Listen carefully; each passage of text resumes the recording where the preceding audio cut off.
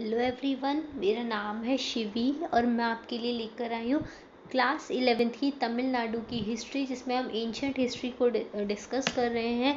जिसमें हमने stone age वाला चैप्टर ऑलरेडी फिनिश कर लिया है, इंडस वैली सिविलाइजेशन भी हम फिनिश कर चुके हैं और वैदिक कल्चर भी हमारा ख़त्म हो चुका है। इसके बाद हम बुद्धिज़्म जैनिज़्म वाला चैप्टर भी डिस्कस कर चुके हैं। अब हम पढ़ने वाले हैं महाजनपद दास के बारे में, जो बुद्धिज़्म और जैनिज़्म के कंटेम्प्रेरी थे। ठीक है, कंटेम्प्रेरी होने का मतलब क्या होता है? समकालीन थे। समकालीन मतलब एक ही टाइम में ये लोग रह रहे थे। जैसे फॉर एग्जाम्पल, जैसे मोदी जी हैं इंडिया में रह रहे हैं और ट्रम्प जो है अमेरिका में, ये दोनों एक दूसरे के कंटेम्प्रेरी हैं। कंटेम्प्रेरी मतलब एक ही एज में इनकी लाइफ एग्जिस्ट कर रही है। सेम वैसा ही था कि महाजनपदास जो थे वो और बुद्धिज़्म जैनिज़्म ये सारे एक ही टाइम की घटनाएं हैं, 600 BC से लेकर 323 BC के बीच में। तो आज वाले चैप्टर में हम महाजनपद के बारे में डिस्कस करेंगे। देखेंगे कि ये 16 महाजनपद कौन कौन से थे, इनका क्या लोकेशन था मैप में। प्लस हम ये देखेंगे इनमें से कौन से महाजनपद जो थे वो लार्ज किंगडम के रूप में इमर्ज होके आए, और उनमें से भी मगध का क्यों इतना डेवलपमेंट हुआ, मगध क्यों इतनी मगध के साथ ऐसा क्या बेनिफिट था जिसकी वजह से मगध ने राइज किया, और मगध की डायनेस्टी के बारे में पढ़ेंगे। ठीक है, उसके बाद हम फॉरेन उसी टाइम में हो रहे फॉरेन इन्वेजन के बारे में भी पढ़ेंगे, जो नॉर्थ वेस्ट फ्रंटियर से होते हैं। ठीक है, चलिए हम स्टार्ट करते हैं इस चैप्टर को महाजनपदा के बारे में। उसके पहले बस मेरी आपसे एक रिक्वेस्ट है कि अगर आपको मेरा वीडियो पसंद आता है तो आप उसको लाइक कीजिए और दूसरों के साथ शेयर कीजिए और सब्सक्राइब कीजिए। अगर नहीं पसंद आता है तो प्लीज़ डिसलाइक कीजिए। ठीक है, थैंक यू मेरी तरफ से, आपने मुझे ज्वाइन किया उसके लिए। अब हम हमारा चैप्टर स्टार्ट करते हैं, जो है चैप्टर नंबर 5, जिसमें हम पढ़ने वाले हैं राइज ऑफ मगध के बारे में और अलेक्जेंडर का जो इन्वेजन हुआ था उसके बारे में। उसके पहले हम डिस्कस करेंगे, हमने जो लास्ट चैप्टर में पढ़ा था बुद्धिज़्म और जैनिज़्म के बारे में। तो बुद्धिज़्म का टाइम था 563 BC से 483 BC का, और जो महावीरा का टाइम था वो था 540 BC से लेके 467 BC तक का। ठीक है, ये इन दोनों के बीच का टाइम था। अब जो गौतम बुद्ध थे उनका जन्म कहाँ हुआ था? लुम्बिनी में हुआ था। ठीक है, और जो महावीरा थे उनका जन्म हुआ था कुंडल ग्राम में। कहाँ हुआ था उनका जन्म? कुंडल ग्राम में हुआ था। ओके, और जो गौतम बुद्ध थे उनकी डेथ हुई थी कुशीनगर में, और जो हमारे महावीरा थे उनकी डेथ हुई थी पावापुरी में, नियर राजगिरा। ठीक है, ये एक चीज़ थी। फिर बुद्धिज़्म और जैनिज़्म के बारे में इनकी टीचिंग्स क्या थी? तो जो गौतम बुद्ध थे वो हमेशा मिड पाथ को फॉलो करते थे, प्रैक्टिकलिटी में बहुत विश्वास करते थे। वो लोगों की प्रॉब्लम जो थी वो प्रैक्टिकल या रीज़न के साथ सॉल्व करते थे, कोई ब्लाइंड फेथ में विश्वास नहीं रखते थे। ठीक है, और जो महावीरा थे वो क्या करते थे? उन्होंने एक्सट्रीम पाथ को फॉलो किया। उनका मानना ये था कि आपको पीस ऑफ माइंड जो है वो एक्सट्रीम पाथ फॉलो करके ही मिल सकता है। तो वो एक्सट्रीम न्यूडिटी को फॉलो करते थे, एक्सट्रीम स्टारवेशन को फॉलो करते थे। ठीक है, तो ये बुद्धिज़्म और जैनिज़्म के बारे में है। प्लस एक और चीज़ थी जो दोनों में सिमिलर थी, दोनों सोशल इक्वालिटी के लिए थे। बुद्धिज़्म और जैनिज़्म में मेल और फीमेल के बीच में कोई डिफरेंस नहीं किया जाता था। इसमें भी सेम, मेल और फीमेल के बीच में कोई डिफरेंस नहीं किया जाता था।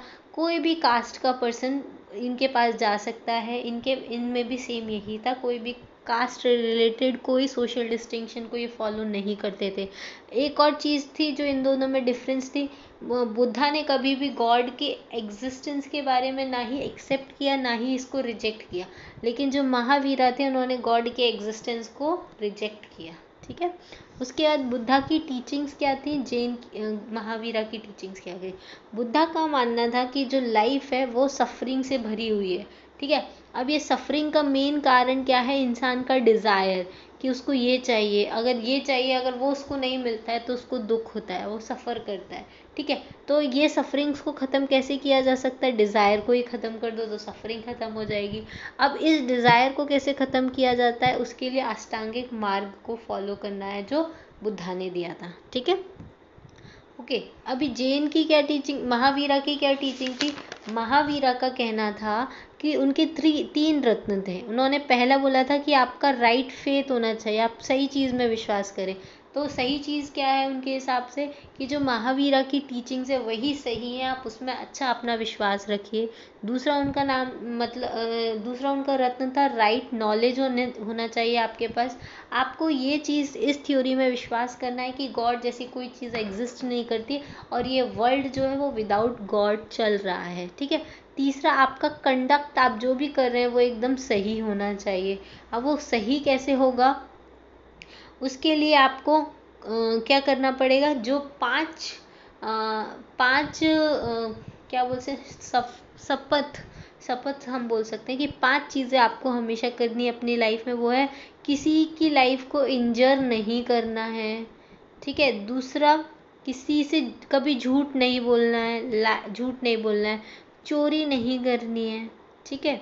तीसरा, कोई प्रॉपर्टी को एक्वायर नहीं करना है, ठीक है। कोई इमोरल लाइफ नहीं लेनी है, हमें ऐसी लाइफ जीनी है जिसका मोरल निकले, ठीक है। इमोरल लाइफ हमको नहीं जीनी है। अगर आप इन चीज़ों को फॉलो करते हो तो आपको एक्सट्रीम नॉलेज और पीसफुल माइंड की प्राप्ति होगी, ऐसा महावीरा का कहना था, ठीक है। फिर काउंसिल भी हुई थी, 4 बुद्धिस्ट काउंसिल हुई हैं और 2 जैन काउंसिल हुई है। और इन सब के बारे में आपको डिटेल में पढ़ना है तो आप जैनिज़्म और बुद्धिज़्म वाला चैप्टर देख लीजिएगा। ये मैंने आपको मेन रिवीजन वाला पार्ट करा दिया है, ठीक है। चलिए अब हम स्टार्ट करते हैं राइज ऑफ मगध के बारे में और अलेक्जेंडर के इन्वेजन के बारे में। इस चैप्टर में हम क्या क्या कवर करने वाले हैं? एक तो मगध का राइज क्यों हुआ था, हरियाणा का डायनेस्टी क्या है, शिशुनाग डायनेस्टी क्या है और नंदा डायनेस्टी क्या है, पहले हम ये देखेंगे। फिर बिम्बिसारा और अजातशत्रु के क्या अचीवमेंट्स हैं उनके बारे में देखेंगे। और उसी टाइम में जो पर्शियन इन्वेजन्स हुए उनके क्या इम्पैक्ट हुआ इंडिया पे, उसके बारे में डिस्कस करेंगे। फिर जो अलेक्जेंडर था उसका इन्वेजन क्यों हुआ था इंडिया में और उसके क्या क्या कॉजेस थे वो देखेंगे। और क्या इफेक्ट हुआ अलेक्जेंडर के इन्वेजन का उसके बारे में डिस्कस करेंगे, ठीक है। चलिए हम लोग स्टार्ट करते हैं मगध से। देखो क्या हुआ था, 6th सेंचुरी बीसी में नॉर्दर्न इंडिया में, 6th सेंचुरी बीसी में नॉर्दर्न इंडिया में बहुत सारे नंबर ऑफ इंडिपेंडेंट किंगडम आ गए थे जो जिनमें मोनार्कियल फॉर्म ऑफ गवर्नमेंट होती थी, मतलब राजा का बेटा राजा बनेगा ऐसी गवर्नमेंट उस टाइम पे चलती थी।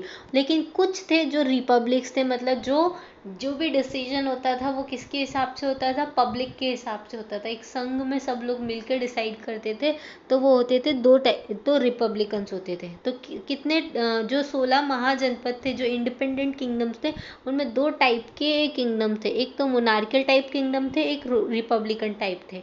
मोनार्कियल टाइप में, ये जो मोनार्कियल टाइप किंगडम थे वो मेनली कहाँ पर थे, गैंगेटिक प्लेन में ज़्यादा ग्रो किए थे, ठीक है। और ये जो रिपब्लिकन टाइप थे वो हिमालय के फुट हिल्स में ग्रो किए थे। मैं अभी आपको लोकेशन बताऊंगी इनका कि ये कहाँ कहाँ पर ग्रो किए थे। उसके बाद ये जो मोनार्कियल टाइप में, इनमें जो डिसीजन टेकिंग पावर होती थी वो किसकी होती थी, राजा की होती थी। लेकिन जो रिपब्लिक टाइप में होती थी वो जो डिसीजन टेकिंग पावर होती थी वो असेंबली की होती थी। और उसमें भी जो मेजॉरिटी पीपल जो चाहते थे वही होता था, जैसा आज हमारे यहाँ पे होता है वैसी चीज़ होती थी, ठीक है। ओके, इसके बाद देखिए क्या हुआ। नॉर्थ वेस्ट इंडिया कुछ रिपब्लिक्स जो थे उनमें एक ही ट्राइब थी, जैसे शाक्य, लिच्छवी और मल्लास। लेकिन जो रिपब्लिक्स थे उनका जो डिसीजन होता था वो पब्लिक असेंबली पे बेस्ड होता था, ठीक है। मेजॉरिटी वोट से इनका डिसीजन होता था।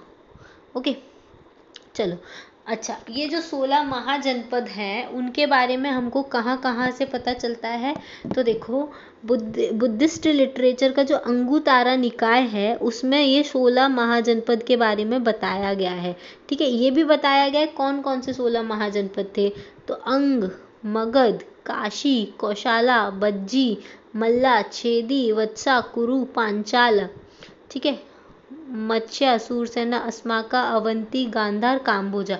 ये टोटल मिला के 16 महाजनपद थे। देखो मैं आपको मैप में दिखाती हूँ तो आपको क्लियर होगा एक बार। देखो ये 16 महाजनपद है, देखो इसमें से ये देखो काम्बोजा, गांधारा, कुरु, पांचाल, कौशल, बज्जी, मल्ला, अंगा, मगध। सबसे इम्पोर्टेंट किंगडम है काशी, वत्सा, छेदी, अवंती, मत्स्य, सूरसेना, अस्माका, ठीक है, ये 16 महाजनपद थे। इसमें से जो रिपब्लिक थे वो बताती हूँ वो कौन कौन से थे, बाकी उनको छोड़ के बाकी सारे मोनार्कियल थे। तो जैसे 16 महाजनपद है ना, उसमें से 10 जो है वो मोनार्कियल टाइप है और जो बाकी के 6 हैं वो रिपब्लिकन टाइप है। मैंने जैसे बताया था कि जो मोनार्कियल टाइप है वो गंगा वैली में है और जो रिपब्लिक टाइप है वो फुट हिल्स ऑफ हिमालय में है। ठीक है, तो कौन कौन से हैं वो मैं बताती हूँ। सॉरी ये देखिए, अच्छा इसमें से देखो, बज्जी ये एक रिपब्लिक टाइप का है, मल्ला ये भी रिपब्लिक टाइप का है, पांचाल ये भी रिपब्लिकन टाइप का है, कुरु ये भी रिपब्लिकन टाइप का है, अशमाका ये रिपब्लिकन टाइप का है और काम्बोजा ये भी रिपब्लिकन टाइप का है। तो कितने हो गए, 1 2 3 4 5 6, ये 6 जो थे वो रिपब्लिकन टाइप के। देखो ये जो है ये सारे फुटील्स ऑफ हिमालय में है। जो हमारा हिमालय इधर साइड आता है, ये सारी इसकी फुट हिल्स हैं और यहाँ पर ये सारे रिपब्लिक पाए जाते हैं। बाकी जो गंगा वैली है, गंगा वैली में ये सारे पाए जाते हैं जो कि मोनार्कियल टाइप है। सिर्फ ये एक एक्सेप्शन है असमा का, जो साउथर्न इंडिया की साइड में पाया जाता है। ठीक है, चलिए अब हम पढ़ते हैं कि बुद्ध, इन सब के बारे में हमको पता कैसे चला कि इन सब का मेंशन कहाँ पर है। तो बुद्धिस्ट लिटरेचर का जो अंगुतारा निकाय है, ये देखो अंगुतारा निकाय है, उसमें ये 16 महाजनपद के बारे में लिखा गया है। ठीक है, फिर एक और जैन टेक्स्ट में भी इनके बारे में लिखा है। जबकि देखो मैंने तुमको बताया था कि ये जो महाजनपद है, बुद्धिज़्म और जैनिज़्म, ये तीनों कंटेम्प्ररी हैं, ये एक ही साथ ग्रो कर रहे थे। जब महाजनपद का ग्रो हो रहा था उसी टाइम गौतम बुद्ध का जन्म हुआ था और महावीरा का जन्म हुआ था। सिर्फ प्लेसेस अलग अलग थी लेकिन इनका टाइम वही था। ठीक है, पर ये आपस में कभी मिले नहीं। आई डोंट नो क्या उस टाइम पे ज़्यादा लोग ट्रैवल नहीं करते थे, एक ही जगह पे ज़्यादा रहते थे, इस वजह से कभी मिलना नहीं हुआ है। लेकिन जो मगध के जो रूलर्स थे उनका गौतम बुद्ध के साथ मिलना हुआ, हम पढ़ेंगे आगे। अजात शत्रु से भी मिले, बिंबिसारा से भी मिले गौतम बुद्ध। ठीक है, लेकिन ये गौतम बुद्ध और महावीरा आपस में कभी नहीं मिले। ठीक है, ये चीज़ याद रखो। अच्छा, बुद्धिस्ट लिटरेचर में है, जैन टेक्स्ट में भी जो 16 किंगडम्स हैं उनके बारे में लिखा गया है और ऐसा भी बताया गया कि जो स्मॉल और वीक किंगडम्स होती थी वो बड़ी किंगडम्स के आगे अपना सरेंडर कर देती थी और वो बाद में एलिमिनेट हो जाती थी। फाइनली मिड 6th सेंचुरी तक 4 किंगडम बची थी इंपॉर्टेंट, वो थी वत्सा, अवंती, कौशाला और मगध। देखो मैं आपको मैप में बताती हूँ कि कौन कौन सी किंगडम्स बची हुई थी। देखो इसमें से ये देखो, वत्सा बची हुई थी, कौशाला बची हुई थी, मगध बची हुई थी और अवंती बची हुई थी। ये 4 किंगडम बची हुई थी। ठीक है, ये चारों आसपास में हैं और इन चारों में से भी मगध जो है वो इमर्ज होकर आएगी। क्लियर है इतना? चलिए ठीक है, तो हम पहले वत्सा के बारे में देखेंगे। देखो वत्सा कहाँ पर है, मैं आपको एक बार पूरा मैप के थ्रू बताती हूँ इसको। एक सेकेंड, देखिए ये है वत्सा। ठीक है, वत्सा का क्या है, ये यमुना, यहाँ से ये देखो ये यमुना रिवर आती है जो गंगा में मिलेगी। तो ये वत्सा जो है वो यमुना रिवर के अक्रॉस में ये पूरी की पूरी किंगडम डेवलप हुई है। ठीक है, ये इलाहाबाद भी यहीं आता है, तो ये नियर इलाहाबाद है। इसकी कैपिटल क्या है, कौशाम्बी। ठीक है, ये सारे नाम आपको महाभारत के जैसे या फिर रामायण में जो सिटीज़ थी ना उनके जैसे आपको लगेंगे। ठीक है, तो ये वत्सा ये थी जो यमुना रिवर के पास में है और साथ में इसकी कैपिटल कौशाम्बी है और ये इलाहाबाद के पास में है। ठीक है, इसका जो फेमस रूलर हुआ करता था वो था उदयन। कौन हुआ करता था, उदयन हुआ करता था। और उस टाइम पे ये जो रूलर्स होते थे ना, अपनी पोजीशन को स्ट्रेंथन करने के लिए मैट्रिमोनियल अलाइंस बनाते थे। मैट्रिमोनियल अलाइंस मतलब अपनी बेटी की शादी कर देना किसी दूसरे रूलर के साथ, जिससे उसकी और इसकी पावर मिल जाए, या अपनी बहन की शादी कर देना, तो ये मैट्रिमोनियल अलाइंस करते थे। तो मैट्रिमोनियल अलाइंस किया तो वत्सा का जो रूलर था उन्होंने अपनी बेटी की शादी किसके साथ की, अवंती के साथ की और बाद में अवंती को अनेक्स कर लिया। ठीक है, तो ये वत्सा की कहानी थी। अब दोनों पास पास में से, ज़्यादा डिफरेंस नहीं था।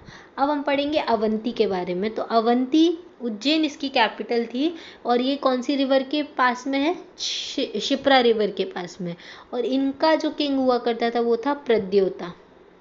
कौन हुआ करता था? प्रद्योता। ठीक है, इसने अपनी जो बेटी थी उसकी शादी की थी किसके साथ? वत्सा का जो रूलर हुआ करता था उडायन।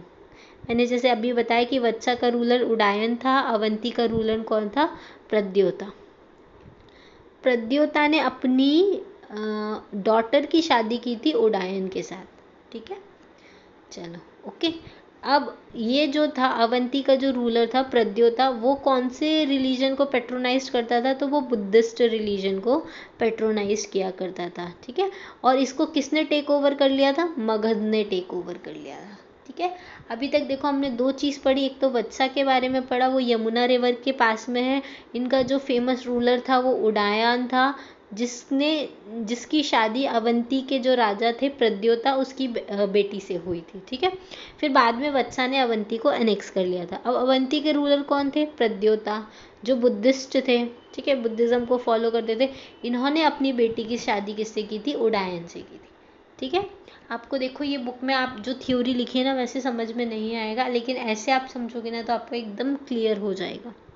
ओके, चलिए अब हम तीसरी किंगडम के बारे में पढ़ते हैं जो उस टाइम पावरफुल किंगडम में थी, वो थी कौशाला। अब ये देखो, ये कौशाला जो है ना वो अयोध्या है। अच्छा, आपने रामायण में देखा होगा कि अयोध्या की जो रानी है कौशल्या, वो कौशाला ही किंगडम की रानी की बेटी हुआ करती थी, जो महाराज दशरथ के साथ विवाह करके आई थी। ठीक है, अयोध्या, तो वो कौशल्या देवी थी जो कौशल राज की रानी थी। ठीक है, अब ये तो रामायण की थी, लेकिन रियल स्टोरी में ये जो कौशाला थी उसकी कैपिटल हुआ करती थी अयोध्या। ठीक है, और वहाँ के राजा हुआ करते थे प्रसन्नजीत। ऑलमोस्ट सिमिलर नेम है सबके, प्रसन्नजीत रूलर हुआ करते थे। ठीक है, ये हाईली एजुकेटेड थे और अपनी जो पावर थी उसको स्ट्रेंथन करना चाहते थे, इसलिए इन्होंने किसके साथ मैट्रिमोनियल अलायंस बनाया? इसने बनाया मगध के साथ मैट्रिमोनियल अलायंस बनाया। इन्होंने क्या किया था? इनकी जो सिस्टर थी कौशाला देवी, क्योंकि कौशाला इनकी किंगडम का नाम था, तो इनकी जो सिस्टर थी उसका नाम था कौशाला देवी। ठीक है, उसकी शादी उन्होंने मगध का एक रूलर थे बिंबिसारा, जिसने मगध को स्टैब्लिश किया था, उसके साथ की थी। ठीक है, तो फिर बाद में कौशाला को किसने अनेक्स कर लिया था? मगध ने अनेक्स कर लिया था। तो समझ में आया, चार किंगडम इमर्ज होके आई थी, वत्सा, अवंती, कौशाला और मगध। ठीक है, तो वत्सा में क्या था? ये यमुना रिवर के पास में है, और इसके जो राजा थे, मैं इधर बताती हूँ, वत्सा के जो राजा थे वो थे उडायन, जिन्होंने अवंती के राजा के साथ अपनी बेटी की शादी की थी। ठीक है, दूसरी थी अवंती। अवंती के जो राजा थे वो कौन थे? प्रद्योता, जिन्होंने अपनी बेटी की शादी इनके साथ की थी। ठीक है, फिर बाद में अवंती को किसने अनेक्स कर लिया था? वत्सा ने अनेक्स कर लिया था। ठीक है, ये दो चल रहे थे। फिर एक चल रहा था कौशाला किंगडम, जिसकी कैपिटल क्या थी? अयोध्या, और इसकी जो सिस्टर थी कौन? कौशाला देवी, उनकी शादी हुई थी जो मगध के रूलर हुआ करते थे बिंबिसारा, इनके साथ हुई थी। ठीक है, अब इन सब में कौन इमर्ज होके आएगा? मगध इमर्ज होके आएगा। क्यों मगध इमर्ज होता है हम उसके बारे में डिस्कस करेंगे। उसके पहले मैं आपको बुक में एक बार बता देती हूँ। देखो, मैंने जो पढ़ाया, वत्सा जो किंगडम है वो कहाँ पर है? यमुना रिवर के में सिचुएटेड है। इसकी कैपिटल है कौशाम्बी नियर इलाहाबाद। इसके जो फेमस रूलर थे वो उडायन थे। उन्होंने अपनी पोजीशन को स्ट्रेंथन करने के लिए मैट्रिमोनियल अलायंस बनाया, और अवंती अंग और मगध के साथ, और उसके बाद अवंती किंगडम ने इसको अनेक्स कर लिया। ठीक है, फिर अवंती के बारे में हम देखेंगे कि जो अवंती की कैपिटल है वो उज्जैन है। सबसे इम्पोर्टेंट रूलर जो था वो प्रद्योता था, और उन्होंने भी अपनी मैट्रिमोनियल अलायंस बनाए, जिसमें उन्होंने अपनी बेटी की शादी किसके साथ की? उडायन के साथ की, और वो बुद्धिज़्म को पेट्रोनाइज करते थे। ठीक है, और बाद में इसको टेक ओवर कर लिया मगध ने। अब थर्ड हमने पढ़ा कौशाला के बारे में कि अयोध्या इसकी कैपिटल थी कौशाला किंगडम की, और इसके किंग कौन थे? प्रसन्नजीत। इनके प्रद्योता थे, इस ऊपर वाले के वत्सा के उडायन थे। ठीक है। प्रसन्नजीत इसके फेमस रूलर थे, हाईली एजुकेटेड थे, मैट्रिमोनियल अलायंस बनाया था मगध के साथ और इन्होंने अपनी जो सिस्टर थी उसकी शादी की थी बिंबिसारा से और काशी एज अ डाउरी में दे दी थी। दहेज में शादी करने के बाद जो काशी थी, काशी मतलब बनारस आज का, उसको डाउरी में किसको दे दिया था? मगध को दे दिया था। इसलिए तो मैट्रिमोनियल अलायंस में यही होता था कि कोई ना कोई टेरिटरी दूसरे राजा को दिया जाता था। इससे क्या होता था, उनकी स्ट्रेंथ और उनकी पावर बढ़ जाती थी। ठीक है। और लेकिन फिर बाद में क्या हुआ, बहुत डिस्प्यूट भी आया अजात शत्रु के साथ कौशाला किंगडम का। फिर बाद में प्रसन्नजीत के मरने के बाद कौशाला जो था वो मगध का पार्ट बन गया। ठीक है। तो ये था मगध, कैसे मगध सारी किंगडम्स में पावरफुल होके इमर्ज आया। अब मगध के पावरफुल इमर्ज होने के क्या रीजन था? ठीक है। एक तो मगध देखो उसका जोग्राफिकल, एक सेकेंड, ये देखो मगध यहाँ पर है। मगध का जोग्राफिकल लोकेशन इतना अच्छा था कि उसके पास एडवांटेज ही एडवांटेज थे। पहले तो क्या था, ये रीजन आप अगर ध्यान से देखेंगे ना तो आज का छत्तीसगढ़ और झारखंड वाला रीजन है जहाँ पे सबसे ज़्यादा आयरन और कॉपर की माइन पाई जाती है। तो मगध का लोकेशन ऐसा था कि यहाँ पे सबसे ज़्यादा आयरन डिपॉजिट पाए जाते थे। ठीक है। आयरन डिपॉजिट पाए जाने के वजह से ये वेपन्स बहुत अच्छे से बना सकते थे। ठीक है। वेपन्स अच्छे से बना सकते थे। दूसरा, आयरन एक्सेस बना सकते थे फॉरेस्ट कट करने के लिए। तीसरा, आयरन प्लॉ बना सकते थे जिससे एग्रीकल्चर का प्रोडक्शन अच्छा होता था। तो तीनों चीज़ें आयरन से होती थी और ये आयरन का भंडार था मगध में। इसके वजह से मगध का जो जोग्राफिकल लोकेशन था वो उसने एक अच्छा पॉइंट कंट्रीब्यूट किया। दूसरा, जो मगध का लोकेशन था वो सेंटर पॉइंट था किसका? हाईवेज का जो ट्रेड होता था। इन सारी जो किंगडम्स थी उनमें जो ट्रेड होता था एग्रीकल्चर प्रोडक्ट का, उसका जो सेंटर था उस हाईवे से कनेक्टेड था मगध। ठीक है। क्लियर है इतना? फिर इसके अलावा मगध के पास एक और अच्छी चीज़ थी कि मगध जो था वो गैंगेटिक प्लेन में था, गंगा के प्लेन में था। गंगा के प्लेन में होने की वजह से इसकी सॉइल फर्टाइल थी और आयरन प्लॉ भी थे। तो फिर एग्रीकल्चर तो अच्छा होना ही है ना। एग्रीकल्चर अच्छा होगा तो ट्रेड अच्छा होगा, ट्रेड अच्छा होगा तो रेवेन्यू अच्छा जनरेट होगा, रेवेन्यू अच्छा जनरेट होगा तो किंग पावरफुल बनेगा। ठीक है। तो ये रीज़न था मगध के पावरफुल इमर्ज होने का। ठीक है। उसके बाद मगध पहला किंगडम था जिसने क्या स्टार्ट किया था, एलिफेंट को यूज़ करना स्टार्ट किया था वॉर में। बाकी सब अभी क्या यूज़ कर रहे थे? Horse and chariot, Rath use करते थे। ठीक है।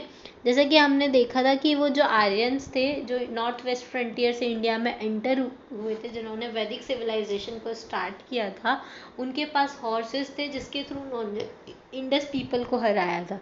अब इन्हीं को एलिफेंट ने इन हॉर्सेस को हरा दिया। ठीक है। चलिए अब हम मगध की डायनास्टी के बारे में पढ़ेंगे। क्लियर है यहाँ तक? चलिए देखो एक बारी आप देख लीजिए कि देखो Magadh endowed the nature with the certain geographical and strategic advantages. जो गैंगेटिक वैली में है ये इसका ग्रेट एडवांटेज था। फर्टाइल सॉइल है यहाँ की। ठीक है। ये फर्टाइल सॉइल है यहाँ की। इसके अलावा आयरन ओर्स प्रेजेंट है राजगिरा में और कॉपर आयरन दोनों की डिपॉजिट गया के पास है, जिसकी वजह से नेचुरल एसेट काफ़ी बढ़ गया था। और तीसरा हाईवे था। ठीक है। ये सारी चीज़ों की वजह से मगध का राइज हुआ। ठीक है। अब बिंबिसारा, अजातशत्रु और मगध इन सब के टाइम पे मगध अपने जेनिथ पर पहुंच गया। अब देखो 3 डायनेस्टी आई थी मगध में मौर्यन एम्पायर स्टार्ट होने के पहले। पहली डायनेस्टी थी जिसका नाम था हरियाणका डायनेस्टी, जिसके 3 रूलर थे। उसके बाद आई थी शिशुनाग डायनेस्टी। ठीक है। उसके बाद सबसे इम्पॉर्टेंट डायनेस्टी आती है वो है नंदा डायनेस्टी। ठीक है। तो ये 3 डायनेस्टी थी। अब ये जो 3 रूलर है, हरियाणा का डायनेस्टी के रूलर का नाम मैं बता देती हूँ आपको। एक तो है बिंबिसारा, ये मगध की डायनेस्टी के बारे में मैं आपको बता रही हूँ। दूसरा है इसी का जो सक्सेसर थे वो थे अजातशत्रु। ठीक है। तीसरे थे उडाइन, वो उडायाना अलग थे। ठीक है। ये उडाइन है, ये तीनों।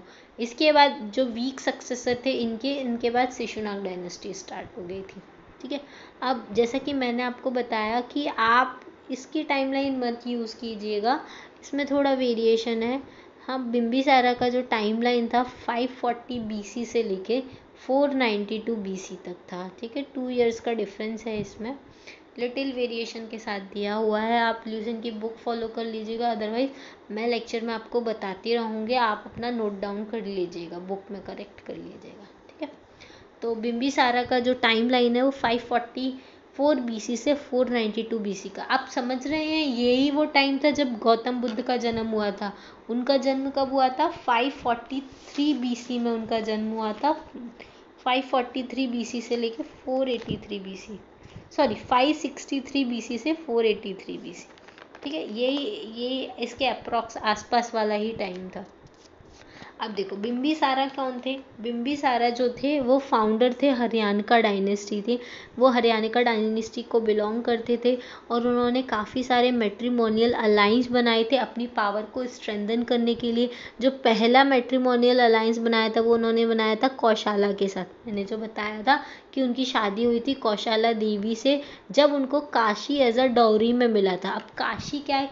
आज का बनारस, वो फर्टाइल प्लेन में आता है, वहाँ एग्रीकल्चर बहुत अच्छा होता था। इसके वजह से जो बिम्बिसारा था उनको बहुत ज़्यादा लार्ज रेवेन्यू मिला। ठीक है, क्या मिला? लार्ज रेवेन्यू का कलेक्शन होना स्टार्ट किया। उसके अलावा फिर बिम्बिसारा ने और बहुत सारी जगह शादी की। छेलाना, प्रिंसेस ऑफ लिच्छवी जो वैशाली फैमिली को बिलोंग करती थी, उनसे मैट्रिमोनियल अलायंस बनाए। ठीक है, और फिर क्या किया, अपनी किंगडम की सेफ्टी के लिए उन्होंने नॉर्दर्न फ्रंटियर पे भी बहुत सारे जो किंग रहते थे वहाँ पे मैट्रिमोनियल अलायंस बनाए। ठीक है, इसके बाद जो मगध था उन्होंने अपने नॉर्थ वर्ड्स के नेपाल की साइड भी अपना बॉर्डर बना लिया था। ठीक है, फिर ऐसे उन्होंने बहुत सारी अलग अलग रॉयल हाउसेस सेंट्रल पंजाब में भी शादी की। ठीक है, मगध ये जो बिम्बिसारा थे उन्होंने बहुत सारे एक्सपेडिशन किए अपनी टेरिटरीज़ को बढ़ाने के लिए।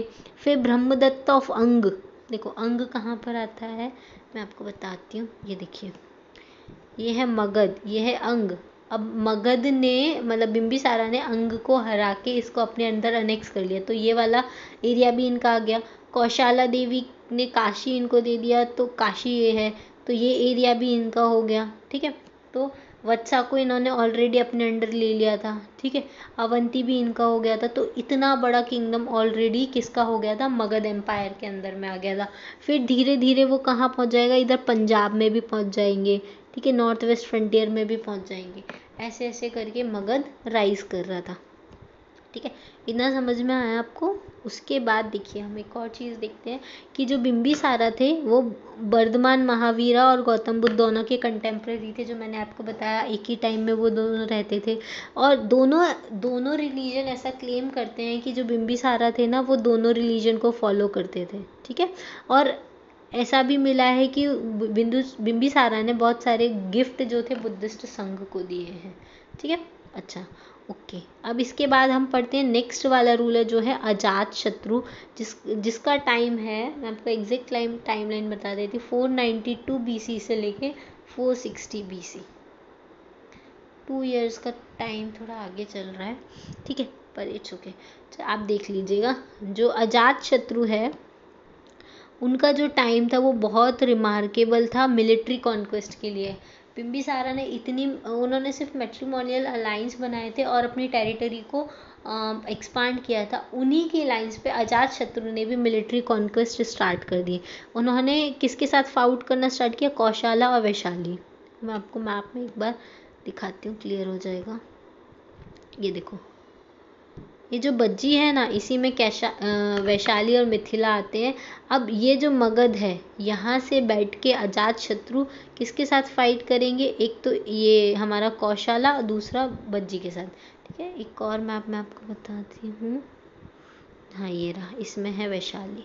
अब ये मगध है, यहाँ से ये कौशाला भी फाइट करेंगे और वैशाली भी फाइट करेंगे, और कौशाला के पास ही यहाँ पे इनको पाटलिपुत्रा नाम का गांव का इम्पोर्टेंस पता चलेगा, जो बाद में एज अ मौर्य की कैपिटल इमर्ज होके आएगा। ठीक है, चलिए तो हम लोग चैप्टर की तरफ चलते हैं। चलिए, इसमें हम देखेंगे तो कि किसके साथ फाइट करेगा, कौशला और वैशाली के साथ फाइट करेगा और इसको बाद में सक्सेस मिलती है और ये कॉन्फेडरेसी के थ्रू जो लिच्छवीज हैं और वैशाली के वो अपने अंडर ले लेता है। ठीक है, इसके बाद क्या हुआ, इसकी पावर और प्रेस्टीज काफ़ी बढ़ जाती है और ये जो वॉर चलती है वो कितने ईयर्स के लिए चलती है, अबाउट 16 ईयर्स के लिए वॉर चलती है। उसके बाद अजातशत्रु को रियलाइज होता है कि बीच में एक गांव आता है पाटलीग्राम। पाटलीग्राम एक बहुत इम्पॉर्टेंट लोकेशन है जहाँ से वो वैशाली पे नज़र रख सकता है, इसलिए बाद में इसको फोर्टिफाई करना स्टार्ट किया था इन्होंने। और एज अ पाटलिपुत्रा का जो फाउंडेशन था वो इसने उदयन ने रखा था। ठीक है, अच्छा, बुद्धिस्ट और जैन दोनों क्लेम करते हैं कि अजातशत्रु जो थे वो उनके फॉलोवर थे, बट ऐसा बिलीव किया जाता है कि इनिशियली बिगिनिंग में जो थे अजातशत्रु वो जैनिज्म के फॉलोवर थे, लेकिन बाद में वो किसके फॉलोवर हो गए थे, गौतम बुद्ध को फॉलो करने लग गए थे। इवन बहुत एक सीन भी जो भरूच का स्कल्पचर है उसमें एक सीन डिपिक्ट किया गया है जिसमें गौतम बुद्ध जो थे वो अजातशत्रु से मिल रहे हैं। और जो महावंशा है, एक क्रॉनिकल है, उसके अकॉर्डिंग उन्होंने अजातशत्रु ने बहुत सारे चैत्यास और बिहारास भी कंस्ट्रक्ट किए थे। ठीक है, और फर्स्ट बुद्धिस्ट काउंसिल हुई थी 483 BC में, कहाँ पर, राजगिरा में। वो किसने करवाई थी, अजातशत्रु ने ही कराई थी, जिसमें हमने कल देखा था कि उन्होंने शुद्ध पिता का और विनय पिता का, इन दोनों का कंपाइलेशन करना स्टार्ट किया था, जो क्या है, बुद्धिस्ट लिटरेचर है। ठीक है, तो ये इनका रोल था। फिर अजातशत्रु का जो इमीडिएट सक्सेसर थे वो थे उदयन, और उन्होंने जो मैंने बताया था ना अभी, अजातशत्रु ने जो पाटलिपुत्र ग्राम था ना उसकी जो इम्पोर्टेंस समझी थी, उसी की कैपिटल बनाने का जो फाउंडेशन था वो किसने डाला था, उदयन ने डाला था। तो आपसे क्वेश्चन में पूछा जा सकता है कि पाटलिपुत्र पाटलिपुत्र डेवलप करना किसने स्टार्ट किया था, तो उदयन ने स्टार्ट किया था। और ऑब्जर्व किसने किया था, तो वो अजातशत्रु ने किया था। ठीक है, और ये जो पाटलिपुत्र ग्राम है, ये पाटलिपुत्रा है, वो कहाँ पर सिचुएटेड है, तो ये गंगा और सोन रिवर के कॉन्फ्लुएंस पे है, मतलब गंगा और सोन रिवर जहाँ मिलती हैं वहीं पे पाटलिपुत्रा बना हुआ है। बाद में ये ही पाटलिपुत्रा है जो वो मौर्यास की कैपिटल बनेगा।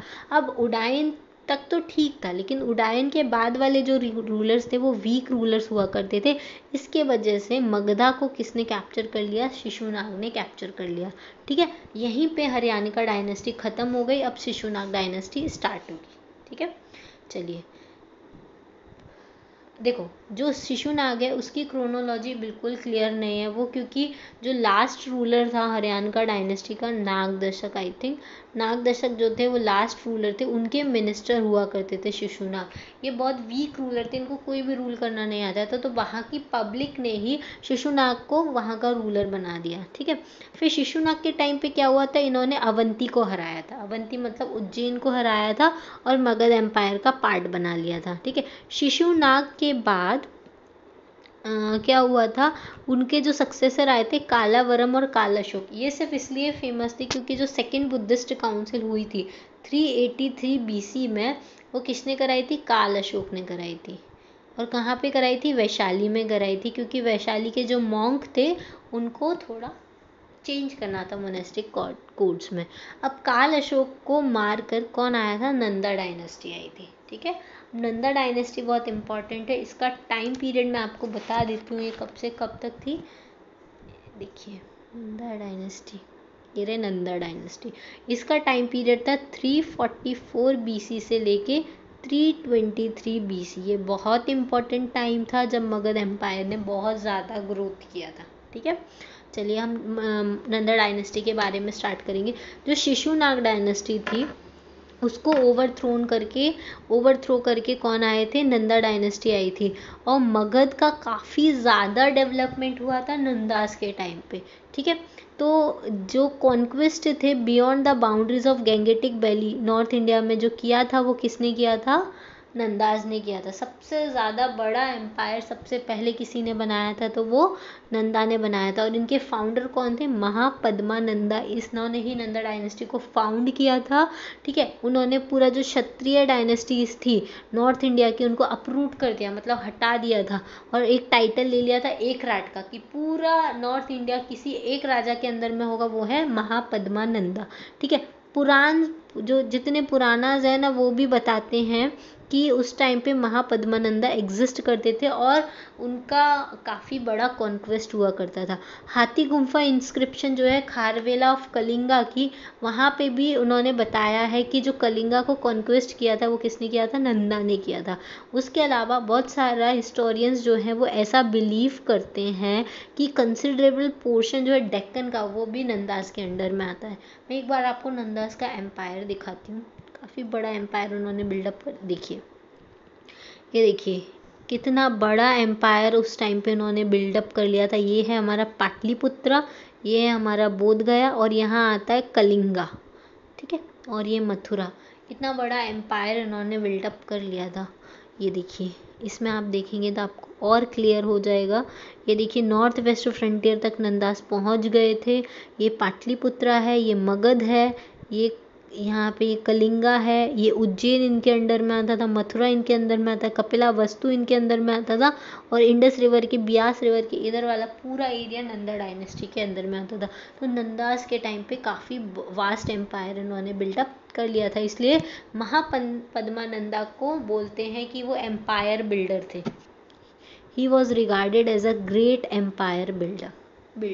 ठीक है, बुद्धिस्ट ट्रेडिशन के अकॉर्डिंग जो महापद्मानंदा है उन्होंने 10 साल तक रूल किया। कितने साल तक रूल किया? 10 ईयर्स तक रूल किया, मतलब 344 से लेके 334 तक महापद्मानंदा का रूल रहा होगा। ठीक है, उसके बाद इनके जो 8 बेटे हैं उन्होंने रूल किया और फिर जो लास्ट रूलर था, लास्ट नंदा रूलर था, वो कौन था? धनानंदा था। ठीक है, उन्होंने मगधन एम्पायर को ऐसे इंटैक्ट रखा जैसे महापद्मानंदा ने रखा। ठीक है, उनकी एक पावरफुल स्टैंडिंग आर्मी हुआ करती थी, इनॉर्मस वेल्थ हुआ करती थी और नंदा की जो फैबुलस वेल्थ है उसको बहुत सारे अलग अलग सोर्सेज में मेंशन भी किया गया है।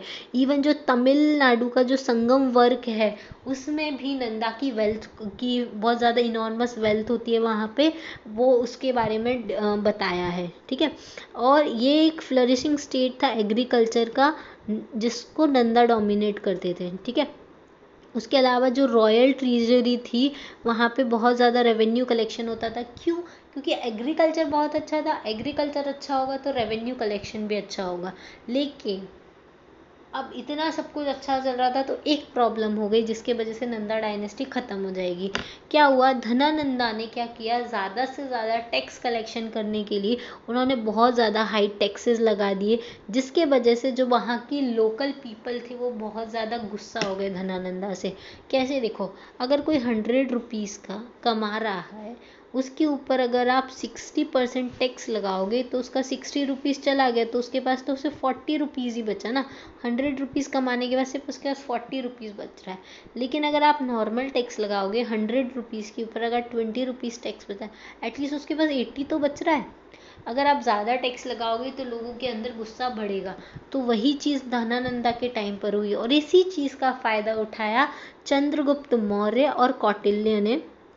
इसके वजह से क्या हुआ, बाद में नंदा रूलर को ख़त्म कर दिया गया। और ये टाइम था जब धनानंदा का ही टाइम था जब अलेक्जेंडर का इन्वेजन हुआ था इंडिया में। ठीक है, मैं बताऊंगी नंदा रूलर यहाँ थे और यहाँ से अलेक्जेंडर का इन्वेजन होना स्टार्ट हो गया था। देखो, जैसे कि हमने इस चैप्टर, ये वाला देखो, ये देखिए यहाँ इंडिया में ये नंदा रूलर चल रहा था और यहाँ से आ रहा था हमारा अलेक्जेंडर इंडस रिवर को क्रॉस करते इधर झेलम से इधर क्रॉस ही कर रहा था और उसी टाइम पे यहाँ पे नंदा डायनेस्टी चल रही थी। फिर नंदा डायनेस्टी इसी वजह से ख़त्म हो गई। ये तो इसी को हटा के आए थे हमारे चंद्रगुप्त मौर्य के टाइम पर ही अलेक्जेंडर इन्वेजन हो रहा था। तब उनको पता चला कि पूरे एम्पायर को इंटैक्ट रखना कितना ज़रूरी है, नहीं तो फॉरेन इन्वेजन हो सकते हैं। इसलिए चंद्रगुप्त मौर्य के टाइम पे पूरा इंडिया यूनाइट हो गया था। ठीक है, क्लियर है ये चीज़। चलिए आगे हम देखते हैं। ये हो गई नंदा डायनेस्टी। इसके बाद हम पढ़ने वाले हैं फॉरेन इन्वेजन और पर्शियन और ग्रीक इन्वेजन क्या थे। पर्शियन कौन थे, उन्होंने इंडिया को क्यों इन्वेड किया, और ग्रीक कौन थे, उन्होंने क्या क्यों इन्वेड किया, और इन दोनों के क्या इफ़ेक्ट हुए इंडिया के ऊपर। इसके बारे में हम डिस्कस करेंगे नेक्स्ट लेक्चर में। तब तक के लिए आप बने रहिए मेरे साथ।